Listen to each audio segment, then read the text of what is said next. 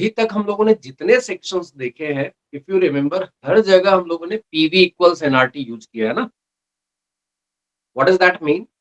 What nature of gases we are considering if you are using PV Ideal equal gas. ideal ideal gas. Gas. So अभी तक जितने section किए उन सब में हम लोग आइडियल गैस इक्वेशन लगाते गए by assuming कि all of those gases are ideal, but actually ऐसा होता नहीं है. Those gases were not ideal, but for a uh, मतलब large range of temperature and pressure, you can say that कि they are having very less deviation from ideality, and that's why it is reasonable to use still PV equals nRT.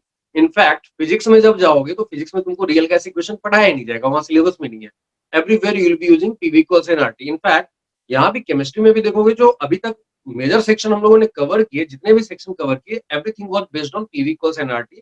Thermodynamics में जाएंगे, अगला chapter जो है, वहां पर भी जाकर हम लोग देखेंगे कि वहां पर भी PV equals NRT most of the time use करते हैं. जरा से एक लास्ट में सेक्शन बताते हैं कि if you consider real behaviour of the gases, तो कहाँ कहाँ फर्क आएगा और क्या फर्क आएगा. ठीक है. सो इन चीजों को हम लोग बहुत ही लिमिटेड वे में देखते हैं, बिकॉज अगेन दो दो चीजें हैं. पहली चीज, चीजें बहुत कॉम्प्लिकेटेड हो जाती है, which not in your syllabus. And दूसरी चीज ये है कि इतना कॉम्प्लेक्स चीजों को एनालाइज करने के बाद भी अगर बहुत ज्यादा फर्क ना पड़े ऑब्जर्वेशन में, तो फिर काहे का इसको अज्यूम करना है ना. So that's why what we are going to do, real gas equation पढ़ने वाले यहाँ पर कि रियल गैसेस के लिए कौन सा इक्वेशन फॉलो करते हैं, उनके नेचर को देखेंगे, उनके बिहेवियर को देखेंगे, उनके क्वालिटेटिव एस्पेक्ट को भी देखेंगे. तो ये सेक्शन जो है न्यूमेरिकली भी चलेगा, थोड़ा क्वालिटेटिव नेचर का भी चलेगा, तो दोनों मिक्स रहेगा. But ultimately you will be having an equation जो कि रियल गैसेस के लिए वैलिड रहे. ठीक है. So we are going to start today real gas. Okay. Now if you remember, real gases में जाने से पहले याद करो, आइडियलिटी मानते हुए हम लोगों ने क्या क्या अजम्पशन लिया था, किसी को याद है क्या? What were the assumptions we were taking? If you consider ideal behavior. Gases have negligible volume and zero interaction between themselves. Very good. So we were having two assumptions. First one was intermolecular बोलो या in general interparticle बोलो. If atoms are there तो interatomic बोलेंगे. तो in general interparticle force of interaction जो था उसको हम लोगों ने जीरो मान लिया था, which is actually not true. And दूसरा, molecules of the gases or the particles of the gases are occupying zero volume, which is also not true. It was very very less than the volume of the whole container, and that's why we were ignoring that. But in actual, if you want to do the study exactly, we need to consider the volume of the molecules also, and that's why we'll be having some correction in that same ideal gas equation. अच्छा, वैसा है कि PV equals nRT को modify किया गया है, and that equation is called van der Waals equation. लेकिन ऐसा नहीं कि रियल गैस के सिर्फ एक इक्वेशन है, बहुत सारे इक्वेशन है, उनमें से तुम्हारे सिलेबस में सिर्फ van der Waals इक्वेशन है. ठीक है.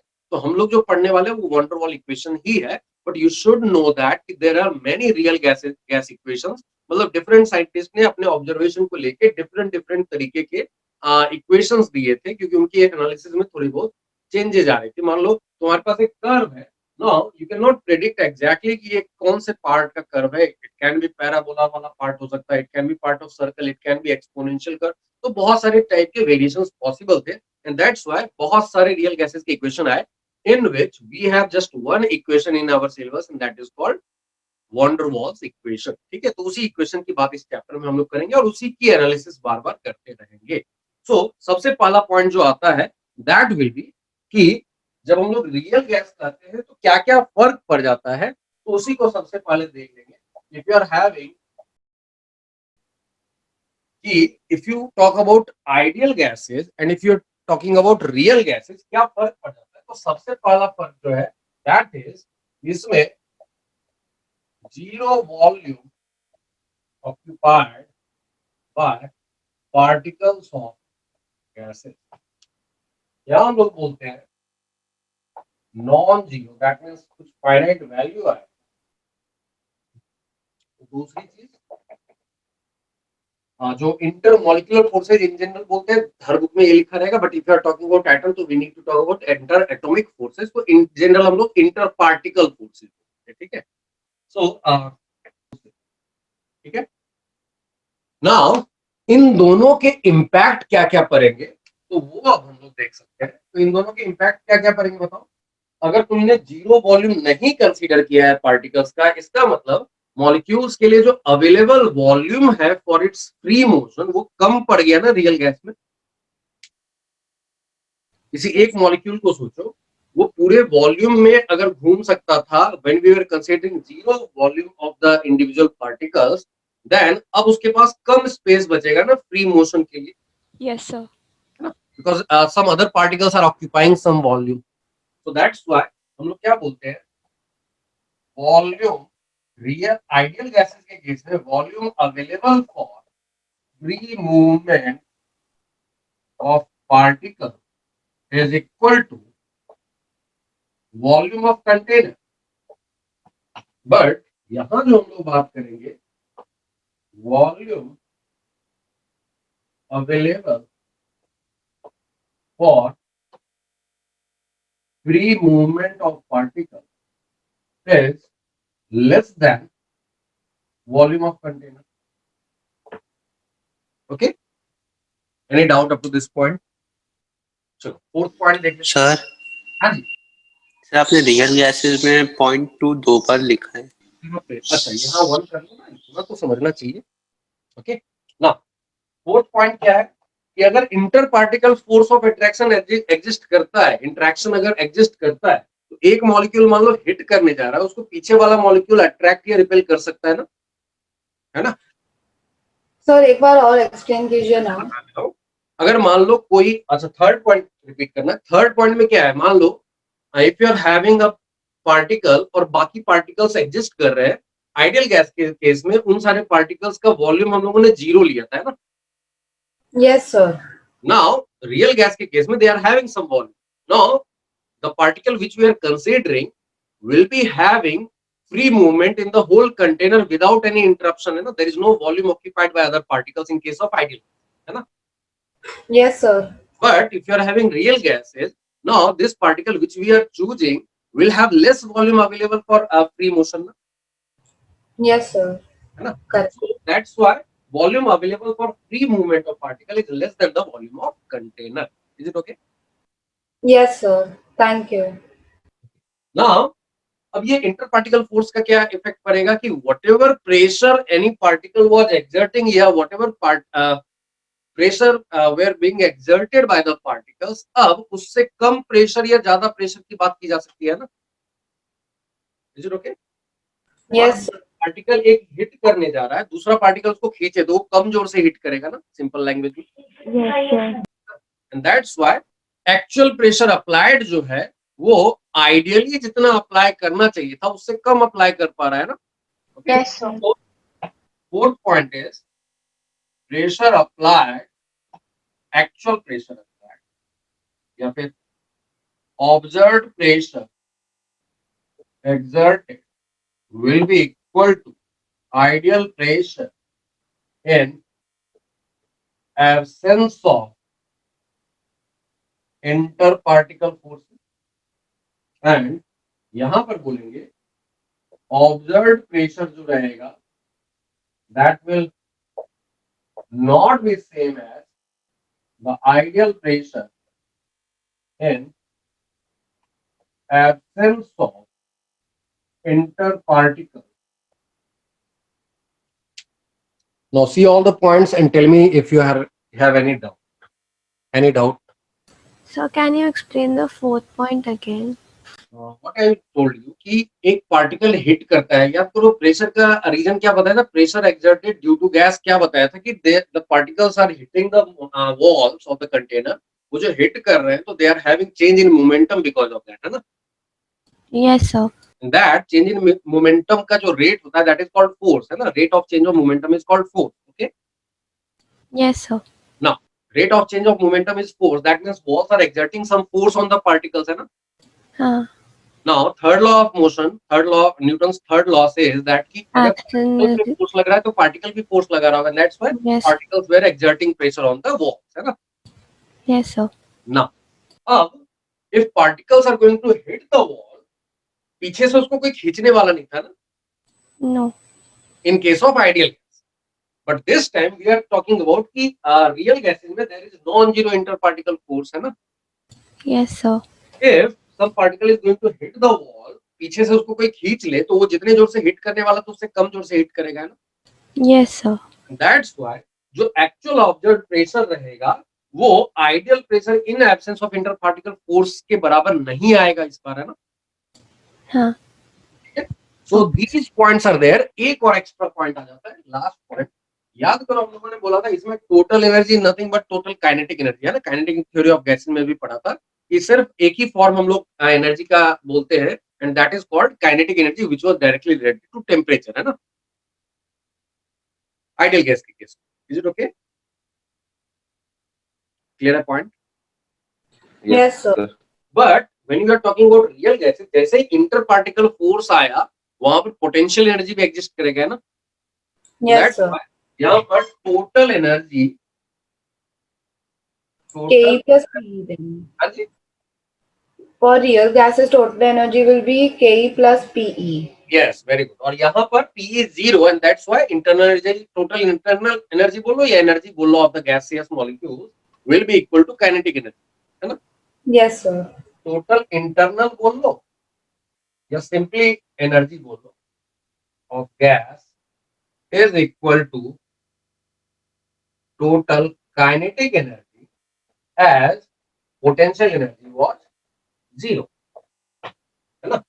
बट यहाँ पे जब हम लोग बोलेंगे टोटल इंटरनल में ब्रैकेट में लिखे ना तो टोटल एनर्जी बोलो या टोटल उसी को total internal energy will be equal to total kinetic energy plus total potential energy as potential energy is non zero, है ना.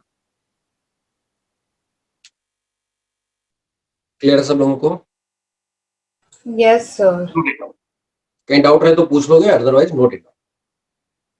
सर हम रियल गैसेस के बारे में बहुत डिटेल में नहीं पढ़ने वाले हैं ना. नहीं नहीं नहीं नहीं, बस एक इक्वेशन पढ़ेंगे, उसी की एनालिसिस करेंगे, उसी से सारे रिजल्ट निकालेंगे, ठीक है. Okay, thank you sir. ना इतना सब जानने के बाद ना, जैसा मैंने बताया कि डिफरेंट साइंटिस्ट ने डिफरेंट वर्क किया रियल गैसेस के ऑब्जर्वेशन के लिए कि क्या क्या डेविएशन हो सकता है, किस तरीके से रिप्रेजेंट कर सकते हैं.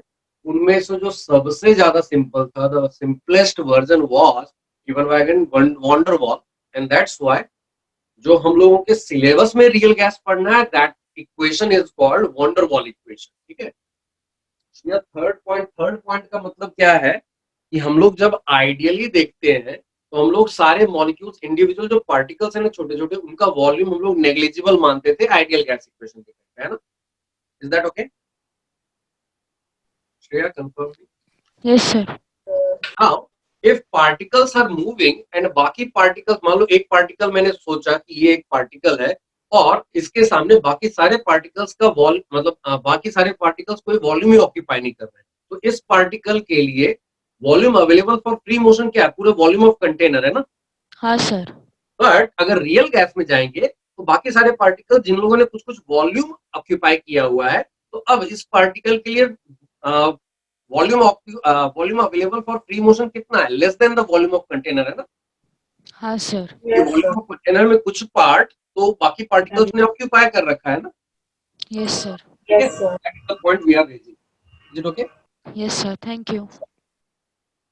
अभी आगे बढ़ते हैं हम लोग. नाउ इन सारे पॉइंट्स को देखने के बाद, इन सारे डिफरेंसेस को देखने के बाद डिफरेंट साइंटिस्ट ने काम किया कि अगर हम लोग इन चीजों को इनकॉर्पोरेट करना चाहें तो कैसे आएगा. एंड मैंने बताया कि जो सिंपलेस्ट वर्जन था जो रियल गैसेस के लिए दिया गया that was given by van der wall and that equation is called van der Waals equation. अच्छा, एक और पॉइंट लिख लो इसमें आइडियल रियल वाले में, बहुत ही इंपॉर्टेंट है और बहुत ही अच्छा क्वेश्चन धोखा देता है इसमें. क्या पॉइंट है वो? छठा पॉइंट लिख लो एक और. जब इसमें कोई इंटर पार्टिकल फोर्स है ही नहीं तो इनको लिक्विफाई नहीं कर सकते, है ना. ये हाइपोथेटिकल गैसेज है, तो ideal gases can never be liquefied and real gases में क्या आएगा? उनको लिक्विफाई कर पाते हैं ना, भले तुमको बहुत कम टेम्परेचर या ज्यादा टेम्परेचर चाहिए, डिफरेंट गैसेस के लिए डिफरेंट टेम्परेचर एंड प्रेशर का कंडीशन चाहिए, but still you can liquefy all the real gases available in our atmosphere और अवेलेबल, है ना. तो Yes. Real gases can be liquefied by applying appropriate temperature and pressure. Okay, ये 6 point add कर लें. Sir, could you explain how potential energy is not equal to zero in real gases? अभी बोला ना inter particle force लगेगा, है ना. Okay, sir. ऐसे दो चीजों के बीच में फोर्स जो लग रहा है, फोर्स क्या है? That force is causing some potential energy, है ना. Yes, sir. Okay, sir. That's why potential energy in real gases will be non-zero, है ना. Okay, sir. चलो बड़े आगे. Sir 2 minute sir, last point लिख रहा हूं. ओके, हाँ जी पूछो. Voice break. Sir, हाँ बोलो. if we are saying that ideal gas, can you hear me? हाँ जी, हाँ जी. Ideal gases can never be liquidified. Then sir, moles भी तो हम find करते हैं ना ideal gas. क्या क्या फाइंड करते हैं? Moles. हाँ, तो मोल्स फाइंड करने में क्या प्रॉब्लम है? So sir, जब moles कुछ moles like liquidified तो होंगे ना. It's not important कि नहीं ही होंगे. आइडियल गैस में कैसे लिक्विफाई करेंगे? लिक्विफाई करने का लिक्विड और गैस में क्या फर्क होता था? Gases were having more intermolecular forces. Gases will have less intermolecular forces, and liquid will have more intermolecular forces. तो जब भी ये more and less की बात कर रहे हैं, we are talking about real gases and real liquid, है ना. बट आइडियल गैस में इंटरमोलिकुलर फोर्स है ही नहीं, तो लिक्विफाई कैसे करोगे? लिक्विफाई होने का मतलब क्या है? उनके मॉलिक्यूल्स का डिस्टेंस कम कर देना, है ना. उनके बीच का फोर्स बढ़ा देना. Is it okay? Yes sir. But if there is a molecular force of attraction, they will not get close to each other and they will not be liquefied, है ना. Okay. कई बार तुमको, जैसा मैंने बोला, अच्छे क्वेश्चन में धोखा क्या देगा, तुमको पूरी कहानी बताएगा. ये टेम्परेचर का कंडीशन है, ये प्रेशर का कंडीशन है, या फिर इसको चेंज किया तो कौन सा कंडीशन होगा जिसमें आइडियल गैस इजीली लिक्विफाई हो जाएगा. इस तरह से धोखा देगा, ठीक है. पूरी कहानी बनाएगा लंबी से, और फिर तुमको ऑप्शन देगा कि यार अगर टेम्परेचर कम कर दोगे और प्रेशर बढ़ा दोगे तो लिक्विफाई इजीली हो जाएगा, टेम्परेचर बढ़ा दोगे, टेम्परेचर कम कर दोगे तो इजीली लिक्विफाई हो जाएगा. इस तरह के ऑप्शन बनाएगा, and there will be one option, उसमें लिखा रहेगा it can never be liquefied. तो आइडियल गैस अगर वर्ड मेंशन कर चुका है, या any gas following PV equals nRT, अगर ऐसा कुछ मेंशन कर चुका है, इन दोनों में से कोई एक चीज, then our answer will always be the ideal gases can never be liquefied. Is it okay? Yes, Yes sir. sir. Thank you. Now अब आ जाते हैं पूरी तरह से रियल गैस पे. तो रियल गैसेस के लिए जैसा मैंने बताया, डिफरेंट साइंटिस्ट ने डिफरेंट इक्वेशंस दिए. उनमें से जो सिंपलेस्ट वन था, that was given by van der Waal. इन्होंने क्या किया, वही जो आइडियल गैस इक्वेशन है ना, उसी में जरा सा कुछ करेक्शन किया. क्या करेक्शन किया? दो करेक्शन किए. एक प्रेशर में किया और एक वॉल्यूम में किया. और इस साइड बोला ऐसा ही रहने दो. तो बहुत सारे इक्वेशन, जैसा मैंने बताया, there are many real gases equation जिसमें इन सब चीजों को चेंज भी किया गया. तो we are not going in that because that is not in syllabus. But जो इन्होंने किया, सिंपल से दो टर्म को मॉडिफाई किया. प्रेशर में लिख दिया कि इसमें कुछ ऐसा लिख दो, एंड वॉल्यूम में बोला इसमें कुछ ऐसा लिख दो. Now we can call it कि real gases will be following this type of equation. अब इसमें कौन सी चीजें क्या है वो देख लेते हैं. ऑलरेडी जो चीजें पढ़ी हुई वो तो हम जानते हैं कि T is temperature in Kelvin, R is gas constant, values different unit में हम लोग जानते हैं ना. Now N is mole. Now यहाँ पर इस साइड में अब जाते हैं तो P जो लिखा हुआ है, that means it is the actual or observed pressure. मतलब वो प्रेशर जो मैनोमीटर बताएगा. Is it okay? P is volume of container जिसमें तुमने गैस को रखा. अब इसके अलावा भी दो चीजें आ गई है ना. ये सब चीजें तो पहले भी आते थे, पीवी इक्वल्स एनआरटी तो पहले भी यूज करते थे. दो चीजें एक्स्ट्रा क्या दिख रही हैं? A और B. A and B. ये जो A एंड B है, A and B are positive constants and are also called van der Waals constant. Okay, इतना नोट कर जाओ. फिर A और B के बारे में डिटेल में देखते हैं जरा.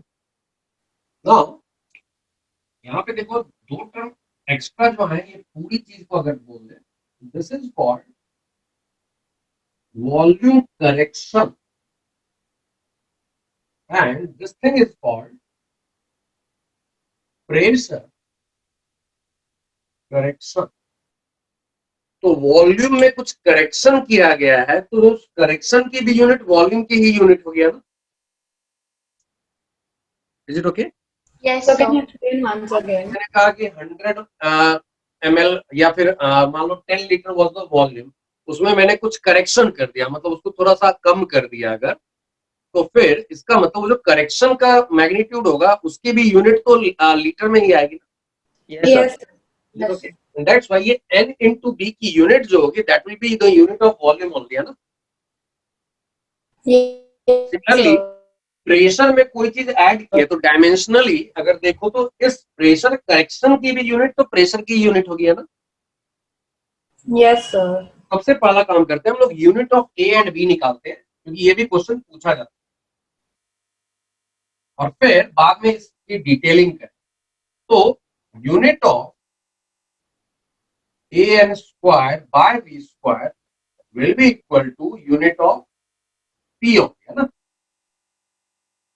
And that's why unit of A will be equal to unit of P into V square upon N square, है ना? Is it okay? Yes, sir. Now, if you are talking about pressure in atmosphere and volume in liter, तो जाके हम लोग क्या लिखेंगे, ATM litre square पर mole square, है ना। Yes, sir. नाउ दूसरी यूनिट अगर हम लोग एसआई में लिखेंगे तो यहाँ पर इसको हम लोग पास्कल बोल देते हैं या न्यूटन पर मीटर स्क्वायर बोल देते हैं, एंड वॉल्यूम को हम लोग मीटर क्यूब बोल देते हैं। तो देखो P इंटू वी को हम लोगों ने एनर्जी की यूनिट बोली हुई है ऑलरेडी, है ना। Yes, sir. तो उसके हिसाब से अगर जानना चाहे प्रैक्टिकली यही यूज होता है, बट अदरवाइज अगर हम लोग जानना चाहें तो P into V was having unit of joule SI unit में, और उसमें this is SI unit. Could you explain this again? P into V was having unit of joule, है ना। आइडियल गैस इक्वेशन के टाइम पे देखा था, है ना। Yes, So, sir. वो second point explain कर सकते हैं please? दिस वन ना, No, sir, the second one, like the unit of A equals to unit of PV square. इधर हाँ. क्या किया है, V स्क्वायर उधर ले जाओ, N स्क्वायर को नीचे ले आया है ना। Okay, okay. You can do it in unit and dimension नहीं हुआ है क्या फिजिक्स में? नहीं sir. नहीं, तो ये चीजें करवाई जाएंगी, ठीक है। पहली बात, if two things are getting added then both will have same unit, है ना। और उसके बाद you can apply all those operations जो नॉर्मल इक्वेशंस में अप्लाई करते हैं इन टर्म्स ऑफ यूनिट, है ना। Okay, sir, thank you. Now what I was saying कि P into V was having unit of joule, तो P into V का joule आ गया, एक्स्ट्रा एक V जो बच गया उसके लिए मीटर क्यूब आ गया, एंड नीचे मोल पर मोल स्क्वायर, है ना। सर हाँ जी, सर ये फॉर्मूला है ना unit of A and B वाला? ये वाला हाँ नहीं, ये तो मैंने बताया ना कि दो चीजें जब ऐड की जाती है तो उन दोनों का यूनिट भी सेम होगा, है ना। ओके ठीक है, यहाँ पर देखो P में ये ऐड किया है ना, तो इन दोनों की यूनिट सेम, तो इन दोनों की यूनिट सेम कर दी। ओके, तुमसे पूछा जाएगा अल्टीमेटली ये unit of A is, okay, तो तुमको अगर ये याद भी है तो ये सब भूल भी जाओगे तो चलेगा, if you remember this. Okay sir, thank you. तो ये याद रखना, ये तुमसे पूछा जाता है कई बार, यूनिट ऑफ ए क्या होगा, तो एटमॉस्फेयर लीटर स्क्वायर पर मोल। सर वो एसआई यूनिट का वापस बताओ ना। P इंटू वी की यूनिट जूल, है ना। Yes sir. और उसके अलावा एक और V बच गया तो उसकी यूनिट मीटर क्यूब, नीचे मोल है तो मोल का स्क्वायर तो पर मोल स्क्वायर, है ना। Yes sir. ओके, चलो सर एक डाउट है। हाँ जी, हाँ, बोलो। एक और पी कैसे आया वो आप बोले? कहाँ पे? पीवी एक और V आया, V नॉट P। अच्छा वी, ओके। PV स्क्वायर क्या है, PV इंटू V लिख सकते हैं ना, है ना। Sir, आपका आवाज ब्रेक हुआ था, please can you repeat again? कौन सा, ये यूनिट के बारे में क्या बोला मैंने? P इंटू V ये was unit के having बाद- unit of joule, है ना। Yes. And now extra one V is there, so because of that there will be meter cube, है ना, SI यूनिट में। Yes, sir. Now divided by mole square. So per mole square. Okay. Thank you. Sir We are talking about B की unit. Sir एक doubt है हाँ बोलो. Sir pressure तो decrease होना चाहिए ना रियल गैसेस में क्योंकि वो मॉलिक्यूल्स का इंटर ये जो प्रेशर है ये ऑब्जर्व्ड प्रेशर है, मतलब रियल गैस जो एग्जर्ट कर रहा है वो प्रेशर है ना. ओके तो आइडियली कितना करना चाहिए, तो आइडियली अगर वो बिहेव करता तो उससे ज्यादा प्रेशर अप्लाई करता है ना. ओके सर हाँ that's why this bracket is showing you the P ideal. उसमें हाँ, से okay, पार्ट रियल है तो उसमें कुछ ऐड कर देंगे, that will be the ideal pressure exerted है. ओके सर चलो नाउ बी की बात कर लेते हैं. तो अगेन हम लोग क्या बोलेंगे, यूनिट सर अगर ऐसे देखा जाए तो जो वॉल्यूम है हाँ वो रियल गैस में कम ऑक्यूपाई होगी, तो रियल गैस में रियल गैस में जो volume volume available for a free motion will be less than the volume of container. So what is V? V is the volume of container. What is the volume available for free motion? That is V minus something है ना. Yes sir Okay. So चलो अब unit of NV will be equal to unit of V है ना. And that's why unit of B will be unit of V upon N है ना. और V की यूनिट होती है लीटर, मोल पर मोल कर देंगे तो will be getting this one. And SI unit में अगर जाएंगे तो नॉर्मली यही पूछा जाता है, बट एसआई यूनिट में जाओगे तो it will be metre cube per mole in SI unit. Okay, पूछा नॉर्मली तुमसे ये. Sir, हाँ जी.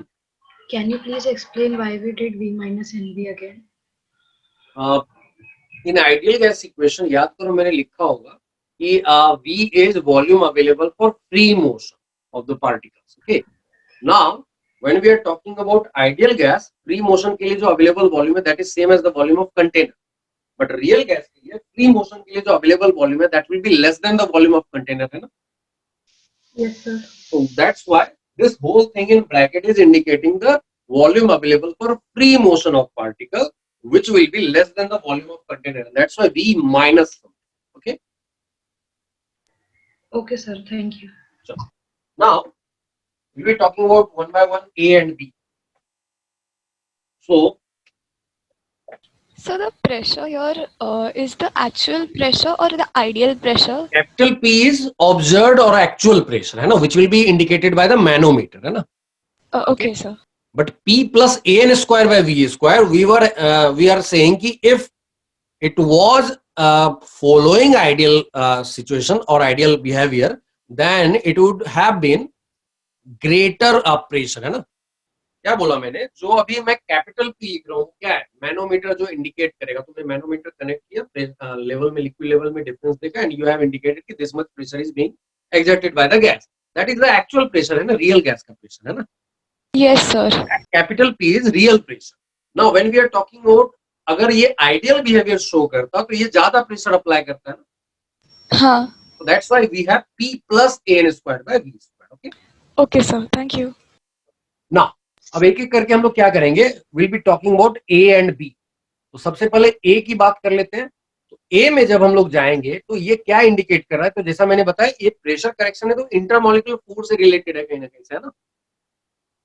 Okay, yes sir. First point is a is, वैसे कहने जाओ तो इंटर पार्टिकल बोलना चाहिए आइडियली कि if you can have atoms also, but ठीक है बुकिश लैंग्वेज में जाते हैं the strength of intermolecular force.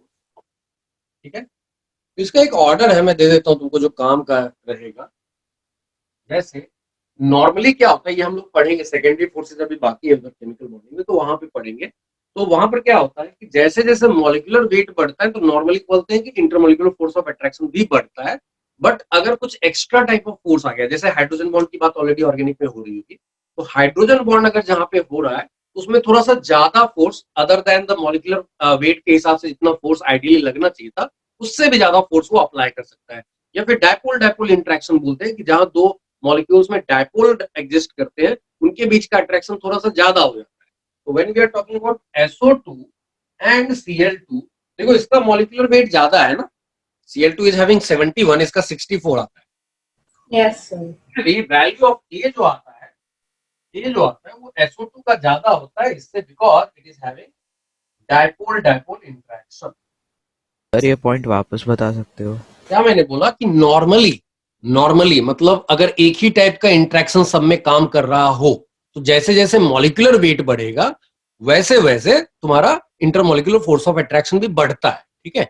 Yes sir. अगर एक ही टाइप का फोर्स काम कर रहा हो तो, लेकिन उसमें से किसी एक में अगर थोड़ा सा स्ट्रॉन्गर काम किया तो हो सकता है उसका मॉलिक्यूलर वेट कम हो फिर भी उसमें इंटरमॉलिक्यूलर फोर्स ज्यादा कम, ठीक है। तो जैसे डायपोल डायपोल इंटरेक्शन जो होता है दैट इज स्ट्रॉन्गर देन, इसको बोलते हैं इंड्यूस्ड डायपोल, इंस्टेंटेनियस डायपोल, ठीक है।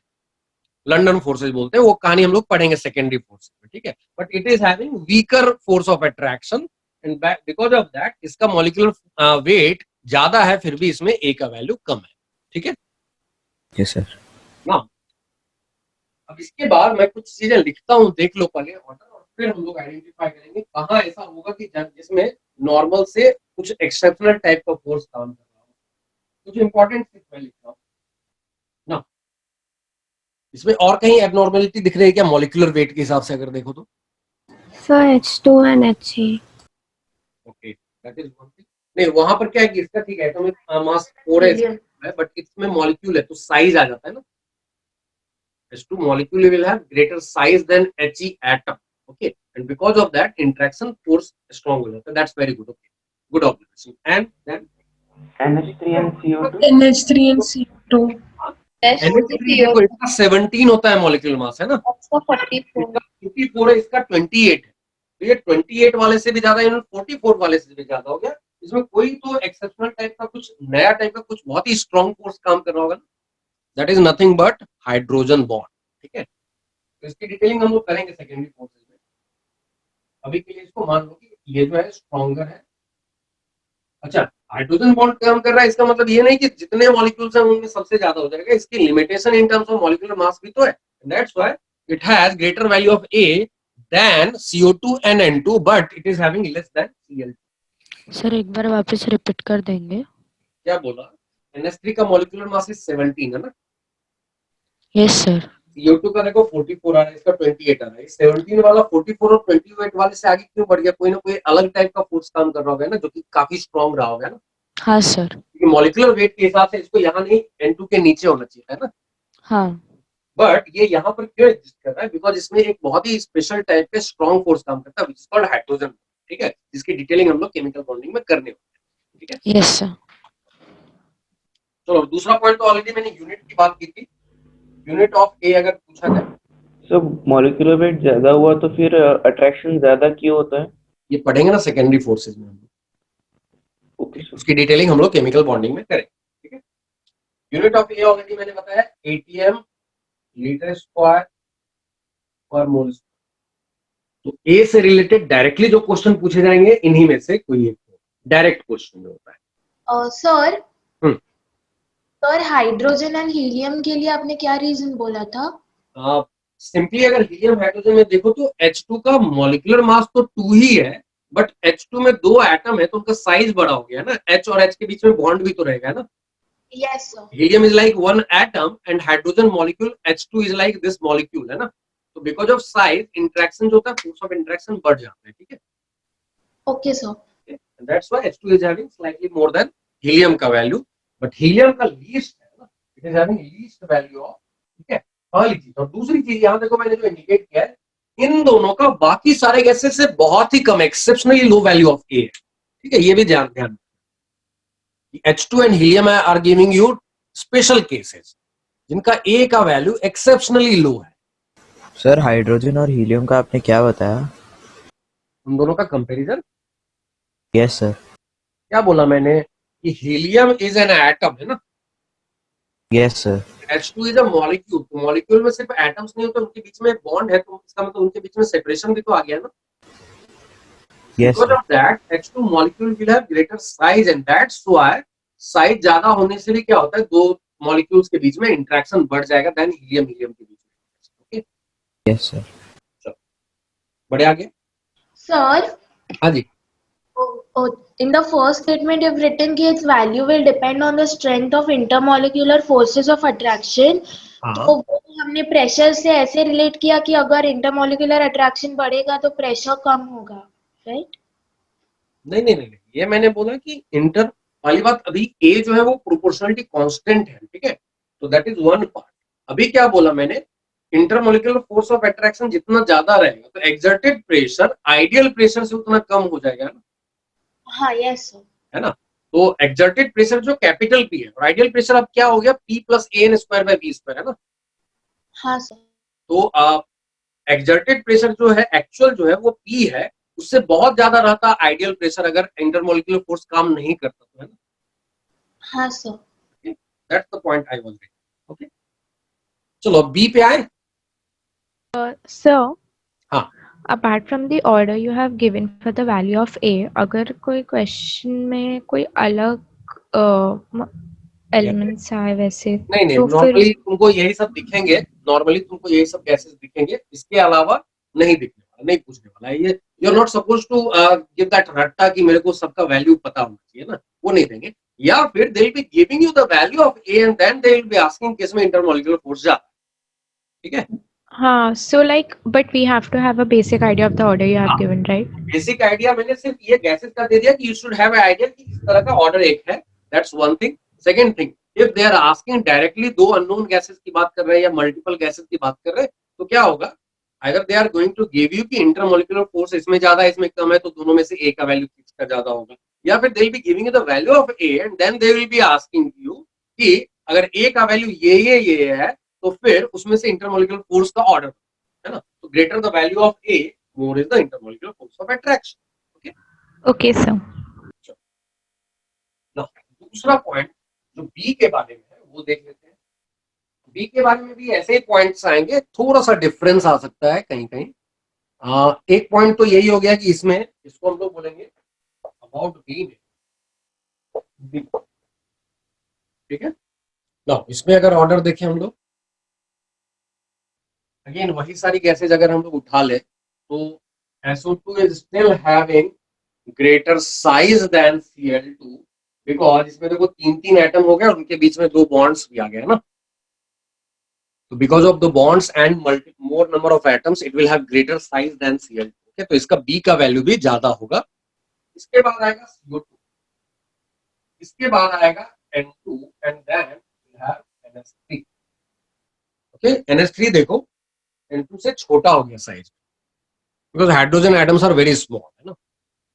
नाउ इसके अलावा जो मैंने बोला अभी इधर जाके और फिर लास्ट में H2 एंड हीलियम आएगा, much much less than B. दूसरा पॉइंट जो आता है इसमें, सेकंड पॉइंट इज, जो यूनिट की बात की थी वो तो ऑलरेडी लिख दिया, unit of B is litre per molar. और तीसरा एक एक्स्ट्रा पॉइंट यहाँ पे आता है, कभी कभी वैल्यू ऑफ बी की बात करेगा तो वैल्यू ऑफ बी जो लेते हैं हम लोग 4 मोल्स ऑफ जो पार्टिकल है उनके वॉल्यूम के बराबर। तो वैल्यू ऑफ बी इज, ठीक है, that means B will be equal to, अगर हम लोग लेंगे तो 4 मोल्स। मान लो अगर मैंने स्फेरिकल मान लिया पार्टिकल्स को, तो उनका रेडियस अगर आर है तो एक पार्टिकल का वॉल्यूम कितना है बताओ। स्फेयर का रेडियस अगर आर है तो वॉल्यूम कितना होता है 4/3 पाई आर। 4/3 पाई। तो 4/3 pi are cube is volume of one particle. तो 1 मोल ऑफ पार्टिकल का वॉल्यूम कितना हो जाएगा, एवोगाड्रो नंबर से मल्टीप्लाई कर देंगे ना। Is it okay? Volume of one particle 4/3 pi are cube, volume of 1 mole particles Na into 4/3 pi are cube, and volume of 4 moles of particles will be 4 into Na into 4/3 pi r cube. Is it okay? Sir आपने 4 moles example के लिए लिया कि उसका कोई नहीं, ये याद रखना है, यही वैल्यू लिया जाता है। इसका कैलकुलेशन थोड़ा डिफिकल्ट है, तुम्हारे सिलेबस में नहीं है, ठीक है, तुमसे पूछा नहीं जाएगा वो कैलकुलेशन कैसे आया, but you need to remember this thing कि value of B is taken as 4 mole, volume of 4 moles of particles, ठीक है, इसको ध्यान में बस स्टेटमेंट याद रखना है ना, स्टेटमेंट याद रखना, उसके हिसाब से ये कैलकुलेशन होगा, है ना। इसमें अगर बी दे दिया जाए तो आर निकाल लोगे, आर दे दिया जाए तो बी निकाल लोगे, है ना। या where R is the radius of particle. Sir हम लोग ने बस स्फीयर का वॉल्यूम क्यों लिया? क्योंकि Is it particles because are of considered to the be spherical in nature, ठीक है, assumed to be spherical, ठीक है। सॉलिड स्टेट में जाएंगे 12th क्लास में, जितने पार्टिकल्स देखेंगे सबको हम लोग स्फेरिकल मान के चलते हैं, ऐसा होता नहीं है, बट वी अज्यूम्ड, ठीक है। okay sir तो लिख देता हूँ अज्यूमिंग, ठीक है। तो रेडियस पूछ सकता है तो आर लिखेंगे, मान लो आर निकाल लिया, पूछ दिया डायमीटर, फिर क्या करेंगे, into 2 इंटू 2 कर देंगे ना, तो 2r इक्वल्स डायमीटर। तो ध्यान से देखोगे आर पूछ रहा है कि डायमीटर पूछ रहा है, या दिया हुआ जो है वो डायमीटर दिया हुआ है कि आर दिया हुआ है। तो डायमीटर दिया तो उसके हाफ को आर लिखते हैं, फिर ये क्या सर ये आर हम एटॉमिक स्ट्रक्चर वाले फॉर्मूले से निकाल सकते हैं? नहीं ना, तुम्हारे पास हर बार हाइड्रोजन एटम का फॉर्मूला निकाला था, हीलियम प्लस के लिए निकाला था, NH3 के लिए कभी आर का लगाया क्या फॉर्मूला? No sir. होगा ना क्वेश्चन में। हाँ, या तो आर दिया रहेगा तो बी पूछेगा, बी दिया रहेगा तो आर पूछेगा, है ना। Okay sir. हाँ, बी दिया हुआ रहेगा या इनडायरेक्टली कहीं और से आएगा, ये भी हो सकता है, आगे हम लोग देखेंगे एक क्वेश्चन में, ठीक है। सर हमने आइडियल गैस में भी V was equal to the volume of container and here also it's equal to the volume of container, right? But in that time जो मैंने V लिखा था सिंपली, उसके लिए बोला था कि यहाँ पर what should come, that the thing which should come there was volume available for free motion, है ना। हाँ sir. It is also equal to volume of container, इसलिए वहां V डायरेक्टली लिख दिया, फर्क नहीं। बट यहाँ पे no volume of container is not same as the volume available for free motion, that's why वहाँ V जो लिखना था हम लोगों को, actually V ideal जो लिखना था, that was volume available for free motion which is less than the volume of container, है ना। हाँ sir. Okay. Sir, so can we say कि the volume of the value of NB would be equal to the volume of the other molecules in the container? नहीं, तो उसी में मैंने बोला effectively that becomes 4 moles of gaseous particles के बराबर है, ठीक है। B का है, उसका calculation is not in your syllabus, ठीक है, उसके लिए दिमाग नहीं लगाना है। हाँ श्रेया बोलो, क्या डाउट है? सर जो हम लोगों ने बी का यूनिट कैलकुलेट किया था, वहाँ पे न्यूमरेटर में ए और बी का यूनिट हम लोगों ने कांस्टेंट रखा था ना? नहीं, मतलब ये कैसा है कि unit of B, unit of NB मैंने लिखा इक्वल्स यूनिट ऑफ बी, है ना, ठीक है। हाँ सर, पर हम लोग NB का मतलब हो गया unit of N into unit of B, है ना। हाँ, that will be equal to unit of B, तो unit of B will be unit of B divided by unit of N, okay. हाँ सर, पर हम लोगों ने न्यूमरेटर में लिखा था कि unit of A N B upon unit of N B is equal to unit of V करके। नहीं नहीं नहीं, वो तो मैंने घेर के ऐसा दिखाया था, ऐसा इंडिकेट किया था, डिवाइडेड बाय अच्छा अच्छा, ओके ओके सर। शायद ऐसा किया था, है ना, रेड कलर से ऐसा किया था ना, तो मैंने दिखाया था कि an squared by v squared जो है ना, ये दिस विल हैव, ऐसा दिखाया था, it will have unit of p, है ना। Okay sir. This was not divided. Okay, हाँ, thank you sir. Sir A and B का न्यूमेरिकल वैल्यू नहीं है क्या? हाँ है ना, अगर मैं दे दूं तो क्या करोगे उसका, बताओ, रटोगे? नहीं सर, ऐसे ही if it will be required it will be given to you, okay. Okay sir. Sir sir तो बी का वैल्यू इज नॉट मतलब it's not the same for different gases क्या? No no, different gases will have different value because different gases के particle का different size होता है ना। हाँ सर। सर तो रेडियस कैसे निकालेंगे, मतलब SO2 का how will we find radius? Now, when we are considering SO to be a spherical particle as a whole, then we can have this one. देखो ना, assuming लिखा है, we are assuming it to be a spherical, ऐसा actually होता नहीं है ना। So the value of molecule का जो पूरा जो एग्जिस्टेंस है, जो स्पेस है, उसको पूरा एक स्फीयर में अगर कन्वर्ट करके then it will have some radius, है ना। okay sir. So shape is not spherical, but the space is considered to be spherical. Okay, it is assumed to be spherical for simplifying, है ना। Okay sir, got it. Thank you. So, हाँ जी, gaseous particle here refers to the gas which will be given in the question, Yes. जिसके लिए हमें value find करनी है। क्या होगा, Cl2 के लिए क्या होगा, CO2 के लिए क्या होगा, ऐसा, है ना। ओके, नाउ इन चीजों और डिटेल में लेके जाएंगे, लेकिन उसके पहले एक और टर्म इंट्रोड्यूस कराना है। इसी डेविएशन फ्रॉम आइडियलिटी को दिखाने का एक दूसरा तरीका है, और बाद में दोनों को इंटर रिलेट कर। That second way of showing this deviation from ideality is called compressibility factor. इसको हम लोग इंडिकेट करते हैं कैपिटल Z से, ठीक है। अब ये होता क्या है, तो it is deviation from ideality को ही इंडिकेट करना है। ये हम लोग बोलते हैं एक्चुअली कि at a given temperature and pressure Z is nothing but Vm ideal और Vm real upon Vm ideal। Vm का मतलब है molar volume, okay। Now if you remember, for ideal gas PV equals nRT लिख सकते हैं ना। इसका मतलब है V अपॉन N को हम लोग RT अपॉन P लिख सकते हैं ना। Is it okay? देख लो उधर। Yes sir. And V upon N क्या हो गया? मोलर वॉल्यूम है ना। Volume upon mole is molar volume है ना। Yes sir. Can be written as Vm ideal is nothing but RT upon P, है ना। तो इसमें हम लोग रख दें तो Vm रियल अपॉन इसको हम लोग RT अपॉन P लिख सकते हैं ना। This becomes P Vm real upon RT। Is it okay? Clear point? Yes sir एक डाउट था। हाँ बोलो ना। कंप्रेसिबिलिटी मतलब हम गैसेस को लिक्विफाई कर पाएंगे ना? अभी रुक जाओ, वो एनालिसिस हम लोग बाद में करेंगे, ठीक है। अभी सिर्फ इसको एक नाम की तरह रखो कि ये नाम दिया गया है, इसका एक्सप्रेशंस डिफरेंट केसेस में डिफरेंट आएगा, उसकी बात हम लोग आगे करेंगे, ठीक है। Okay sir, thank you. Now what I am saying, इसका मतलब है PV upon PVM upon RT या PV upon nRT is going to give you the value of Z. Is it okay? So that can be also written as PV real upon nRT. Is it okay? Sir repeat करो ना। Yes sir. क्या बोला मैंने? Vm को क्या लिख सकते हैं? V real upon n, है ना? Yes sir. तो V real upon n कर दिया, तो PV upon nRT का वैल्यू जो है that is going to give you the value of Z. Is it okay?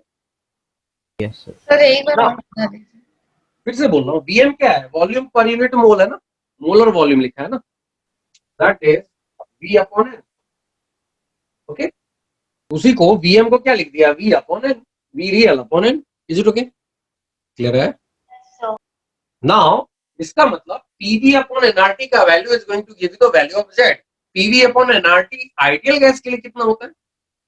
देखो यहाँ जरा, 1 होता है ना। तो इसका मतलब है रियल गैस के लिए वो 1 से ज्यादा या कम हो सकता है ना, अभी तो डेविएशन है। दैट्स व्हाई अब ये PV अपॉन nRT का वैल्यू को Z बोल दिया गया और बोला गया कि Z का वैल्यू अगर 1 से ज्यादा या कम हो तो हम लोग बोल रहे हैं कि the gas is deviating from ideal gas. Is it okay? Yes sir. Yes.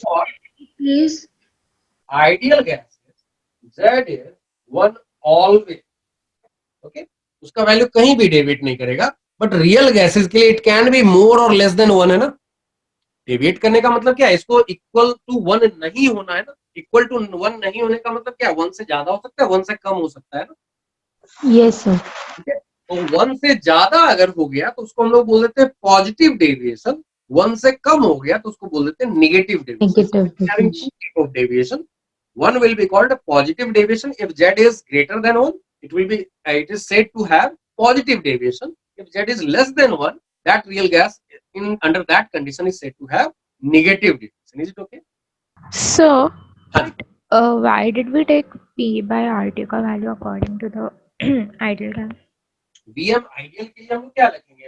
Ideal gas के लिए PV cos nRT लिख सकते हैं ना? Yes sir, but ideal gas का लेने की क्या जरूरत है? I mean, ये रेशियो दिया गया कि under given temperature and pressure volume actual volume occupied by the real gas divided by volume of the ideal gas if it was having ideal behaviour, तो उस रेशियो को बोला गया Z। Is it okay? okay, so it's the ratio. In that we are applying PV equals nRT for this part, this denominator part, which we can apply, है ना। Okay sir, और got वहां it. पे फिर ऐसा आ गया तो PV equals NRT आ गया, तो पीवी इक्वल्स एनआरटी का वैल्यू जो है आइडियल गैस के लिए इट इज ऑलवेज 1, है ना. Yes, sir. Real gas will have a different value, है ना. If it is different value, that means it will be different from 1. So it can be greater than 1, it can be less than 1, है ना. Yes, sir. If it is greater than 1, we say that real gas is having positive deviation from ideality. If it is less than 1, it is said to have negative deviation from ideality. Is it okay? हाँ sir. चलो इसको note कर जाओ, कहीं doubt रहे तो पूछते जाओगे. सर यहाँ डिविएशन का एग्जैक्ट मतलब क्या है? डेविएशन मतलब आइडियल बिहेवियर नहीं शो करना, मतलब पीवी पर्सनालिटी फॉलो नहीं करना है. Okay sir. Real gas PV personality नहीं फॉलो करने वाला है ना. Yes sir. तो रियल गैस के लिए पीवी अपॉन एनआरटी 1 नहीं होने वाला है ना. हाँ सर. पीवी अपॉन एनआरटी अगर 1 नहीं होगा तो क्या हो सकता है, 1 से ज्यादा या 1 से कम. Yes sir. तो अगर 1 से ज्यादा हुआ एक टाइप का डेविएशन है जिसको हम लोग पॉजिटिव डेविएशन बोलेंगे. अगर 1 से कम हुआ तो हम लोग बोलेंगे negative deviation. Is it okay? Okay sir. Yes. Note कर जाओ इसको. सर हाँ जी. डिविएशन जो आपने बोर्ड पे वैल्यू लिखी है उसका होगा ना, पीवी रियल अपॉन एनआरटी. हाँ, मतलब ये जो वैल्यू लिखा है ना, तो इन जनरल हम लोग क्या लिखेंगे, पीवी अपॉन एनआरटी लिखना स्टार्ट कर देते हैं ना. हाँ सर. ओके, तो पीवी अपॉन एनआरटी का वैल्यू आइडियल गैस के लिए तो हमेशा ही 1 होता है ना. Yes sir. Okay, but real gas के लिए it will not be equal to 1, it can be more than 1, it can be less than 1, है ना. हाँ सर. तो डिफरेंट कंडीशंस में देखेंगे सेम गैस के लिए इसका वैल्यू ग्रेटर देन 1 भी हो सकता है, लेस देन 1 भी हो सकता है. अगर ये ग्रेटर देन 1 है तो अंडर दैट कंडीशन हम लोग बोलेंगे कि ये पॉजिटिव डेविएशन में है. और अगर जेड का वैल्यू लेस देन 1 आ गया किसी कंडीशन में तो विल से इसका वैल्यू जो this gas is under the given condition, this gas is having negative deviation from ideal. Okay Sir, if the value of Z is greater than 1, does that mean like it can compress more or something like that? Analysis करेंगे, उसकी analysis करेंगे आगे. Okay, sir. First we'll see under what condition we are going to get the positive deviation, and then we'll analyze कि इसमें actually क्या हो रहा है molecules के बीच में. Okay, sir. Done? नोट कर लिया. सुना. So अभी जो हम लोगों ने देखा है Z का वैल्यू या तो PVM अपॉन RT लिख लो या PV अपॉन NRT लिख लो. और भी एक फॉर्मूला पढ़ा था यार, तो PM इक्वल्स रो RT पढ़ा था ना. Is it okay? PV equals NRT was also giving you PM equals DRT, है ना. रो छोड़ो, DRT लिखा था. Yes sir. तो ये रेशियो भी तो वही हो गया ना, 1 होगा आइडियल गैस के लिए और रियल गैस के लिए it will be not equal to 1, है ना. तो ऐसा भी लिख सकते हैं इसको, PM upon DRT same as PV upon NRT. Is it okay? Yes. और ideal gas Z is equal to 1 always under any condition. But for real gases के लिए if Z is greater than 1 under a given condition, the gas is negative deviation from ideality. Okay? तो Z greater than 1 का मतलब हो गया positive deviation, Z less than 1 का मतलब हो गया negative deviation. Okay. Sir, can you please dictate कि after negative deviation what you have written? From ideality, वही पॉइंट लिख दिया ना, फ्रॉम अच्छा, ideality okay, okay, sir. Under given condition. थोड़ा क्लियर कर.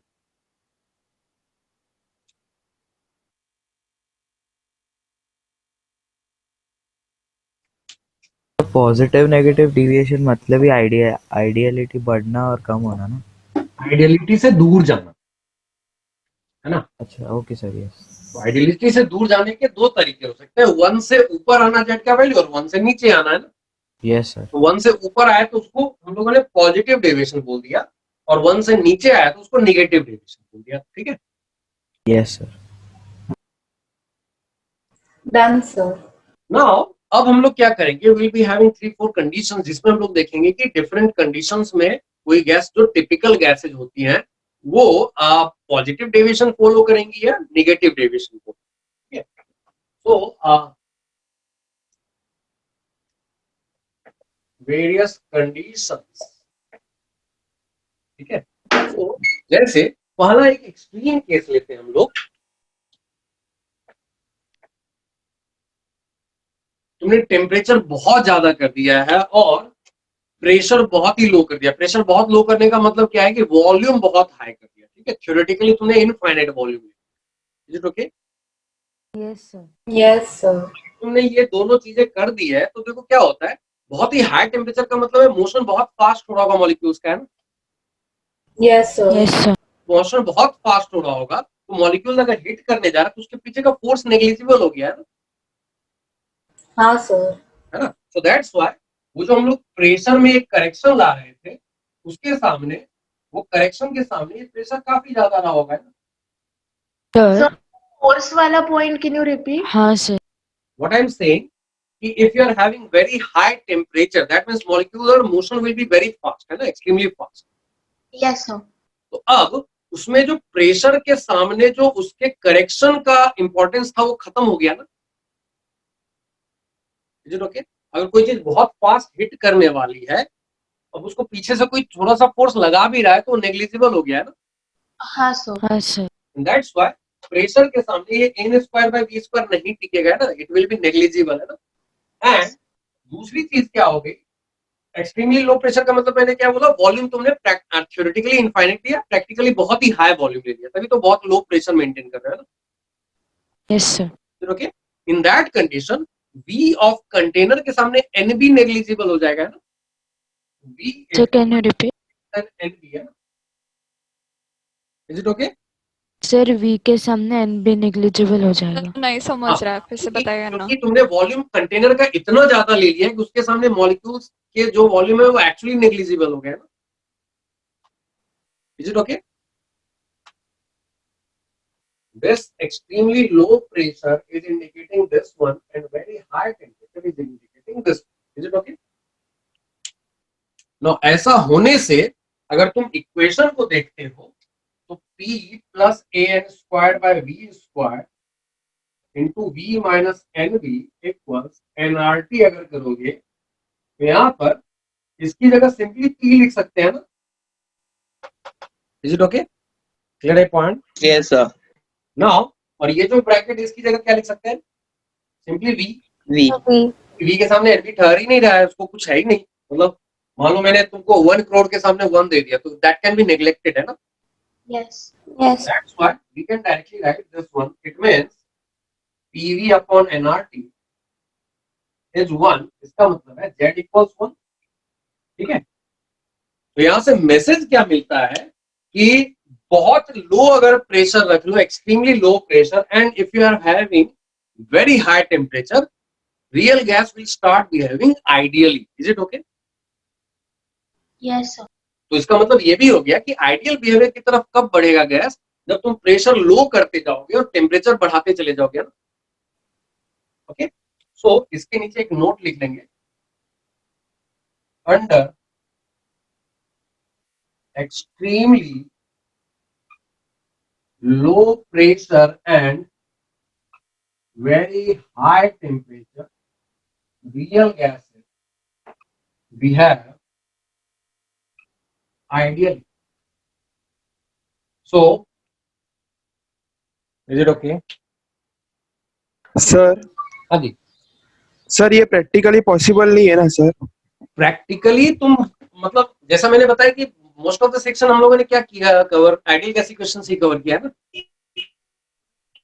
Is it okay? जितने चैप्टर जितने सेक्शन पढ़े गए थे स्टेट में सब आइडियल गैस इक्वेशंस किया। तो प्रैक्टिकली इनफैक्ट ये चीजें आती नहीं, जैसे मैंने बताया फिजिक्स में तो तुमको ये पढ़ाया ही नहीं जाता, ठीक है। फिजिक्स में तुमको जब फिजिक्स में जाओगे ना, हीट एंड थर्मोडायनेमिक्स में, gas state will be the chapter जो मैंने बताया कि that is this is a common chapter in physics and chemistry. Physics में तो तुमको रियल गैस इक्वेशन पढ़ाया ही नहीं जाता, है ना। तो for a large range of temperature and pressure deviation is very small for a real gas, ठीक है। इसलिए उसको इग्नोर करते हैं। अब केमिस्ट्री वालों को अलग चुनो मची रहती है, नहीं जो छोटा सा डेविएशन है ना वो भी बताओ, and that's why we are having this section, ठीक है। Okay sir. फिजिक्स वाले are more practical in that sense. अरे बहुत ज्यादा डेविएशन नहीं तो इग्नोर मारो ना यार, वर्ल्ड में इतने सारे बड़े बड़े प्रॉब्लम है कि छोटी से डेविएशन को इग्नोर कर सकते हो। केमिस्ट्री वालों को चुल्लू मची रहती है, नहीं छोटा सा जो है ना चेंज वो भी बताओ, ठीक है। Now we are studying this. So can you explain how is P very high than AN square divided by B square? Because if molecular motion is molecular speed is very high because of the very high temperature, है ना, so molecules are going to hit with a very high speed to the walls, है ना। Yes sir. Now intermolecular force of attraction तब ज्यादा dominant रहेगा ना if you are having less speed of the molecules, तो उसको खींच रहा है तो उसका इफेक्ट ज्यादा पड़ेगा, है ना। Yes. But if they are in a very high speed, उसको छोटा सा कोई पत्थर मार भी रहा है तो कुछ होगा नहीं ना, या कोई खींच भी रहा है हल्का सा तो कुछ होगा नहीं ना, because they are already with a very high, है ना। Okay sir, thank you. We are ignoring this P A square by V square in comparison to P. Now extremely low pressure का मतलब है we are placing it in a very large container. That means theoretically container का volume is infinity, but practically it will be a very very large volume. Okay. So then volume के सामने NB को ignore कर दिया जी। Okay. Yes, thank you. चलो एक छोटा सा क्वेश्चन इस पे करते हैं, आज का लेक्चर तो यहीं पे एंड करेंगे। एक छोटा सा क्वेश्चन कर लेते हैं इस पे और फिर ये पूछा जाता है ऐसा क्वेश्चन, ठीक है। और फिर नेक्स्ट केसेस जो है उसको हम लोग नेक्स्ट डे कंटिन्यू करेंगे। Okay sir. चलो क्वेश्चन हो गया ना सबका? Yes sir. तो वो नोट मत में जाना। हाँ नोट पे, नोट पे ही क्वेश्चन है। Under what option A, option C sir. C sir. Option C 101 ATM and 1000 K. Pressure and extremely high temperature. extremely high temperature and least pressure will give you the maximum ideal behavior. अब धोखा क्या देगा, मान लो इसी में एक word और use कर दिया या एक दो और वर्ड यूज कर दिया, will show maximum deviation from ideal behavior, तो क्या करेंगे sir? Option B. Option B, क्योंकि वहां पर मिनिमम आइडियल बिहेवियर शो करेगा, so maximum deviation from ideal behaviour. समझ में आ रहा है ना दोनों क्वेश्चन? Yes sir. हाँ सर। हो गया सबका? सर वो डेविएशन वाला फिर से। हाँ डेविएशन वाला भी लिख देता हूँ, ये पहले कर लिया ना सब लोगों ने? सर। चलो अब एक दूसरा क्वेश्चन इसी में मैं चेंज कर, पहले वाला जो अभी जो लिखा था उसका आंसर सी था, but if the question is maximum deviation from, अभी क्या आंसर होगा बोलो?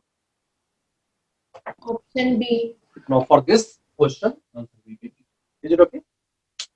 Yes sir. 1 second sir. Yes, sir. Next cases जो है अब हम लोग जाएंगे कि एट एन इंटरमीडिएट एक नॉर्मल टाइप का टेम्परेचर पे प्रेशर के डिफरेंट वेरिएशंस के लिए ये जेड के वैल्यू कैसे कैसे चेंज करते हैं उसकी बात करेंगे। Then will be talking about special cases of H2 and helium. देखो बार बार उसको ए एंड बी में सबसे पीछे धकेल के रखा था ना, तो वहां पे हम लोग H2 एंड हीलियम की स्पेशल केस की बात करेंगे और फिर उसके बाद कुछ न्यूमेरिकल्स देखेंगे। Then will be talking about liquefaction of gas. ये जो रियल गैस है उनको लिक्विफाई कर सकते हैं, तो कौन से कंडीशन इसको सेटिस्फाई करते हैं, और फिर उसकी जरा सी एनालिसिस करेंगे कि डिफरेंट प्रेशर में लिक्विफैक्शन अगर हो रहा है तो कैसा ऑब्जर्वेशन आता है हमारा प्रेशर वर्सेस वॉल्यूम का, ठीक है। तो इन सब चीजों की बात करेंगे। Mostly that will be the last lecture, next lecture will be the last lecture of gas state mostly. Let me see कि अगर खत्म हो पाता है, again not at the cost of quality and understanding, ठीक है। तो will try to finish it, but again not at the cost of these two things. Understand करके बढ़ना है और क्वालिटी मेंटेन रहनी चाहिए। अगर ऐसा रहा तो हम लोग नेक्स्ट क्लास में गैस स्टेट मोस्टली खत्म कर लेंगे, ठीक है। ओके चलो बाय एवरीवन।